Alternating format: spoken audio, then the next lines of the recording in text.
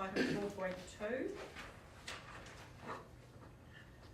Receipt of minutes and consideration of recommendations, ad hoc committee, gambling and Easter trading, 21st of November. Just through the chair, please, I would just like to note a conflict of interest.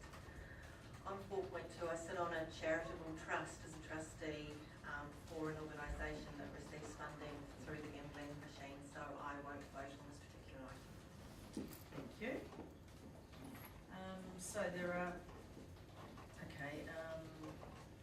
Councillor John Williamson was chairman and joined by Councillors Anna Park and Maggie Stewart. Do you have any further comments on the recommendations? So one's was the adoption of the Easter Sunday shop trading policy and one for the Class 4 gambling and TAB policy. Just through the chair, we resolved that all areas in our district should be able to trade on Easter Sunday. I was quite surprised that Turangi and Mankino were exempt from that. It was just for Taupo Township itself. So now we're being all inclusive, and we are of a mind after a lot of debate that it should be up to the private businesses to decide when they're open and when they're not us. Any other comments on that?